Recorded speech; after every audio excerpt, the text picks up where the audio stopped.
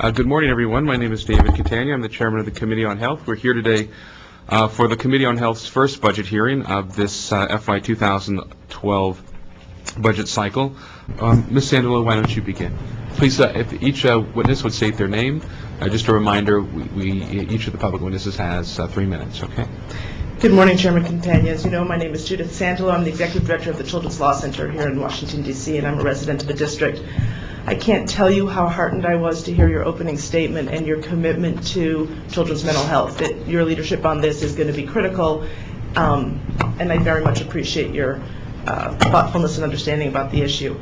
I want to do a couple of things with my oral testimony. One, although I know you know the importance of children's mental health, I do want to tell one brief story for other members of the council to make sure that they do understand that children's mental health really does save children's lives and save dollars. I want to just talk about two of our clients, a 4-year-old and a 5-year-old, Andrea and Andrew, who were removed from their birth parents' home and placed in foster care. They actually had 2 younger siblings placed with them in the same foster home. Both children were absolutely out of control with behavioral health issues, and they were literally suspended from their preschool. That's how bad their behavior was. In fact, they were in such a dangerous state that there was a threat that they would have to leave their foster home because they were at risk of harming their younger brother and sister. This is a situation we see all too often, kids in extreme trauma.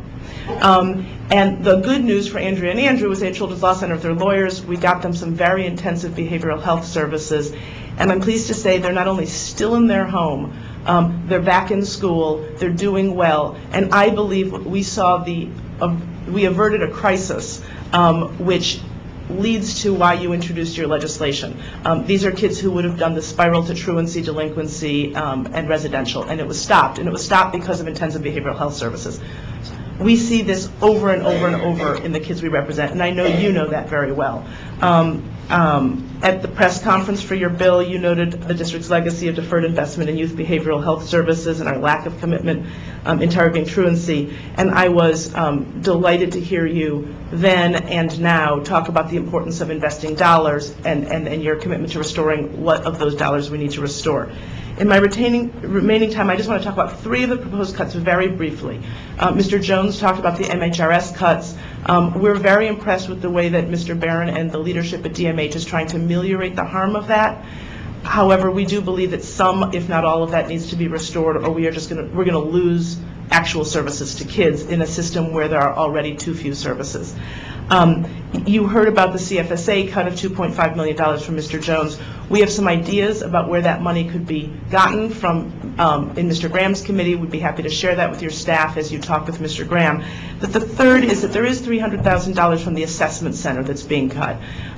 This is money that judges use to get evaluations so that they can make decisions about both placement and services in custody, abuse, neglect, and delinquency cases.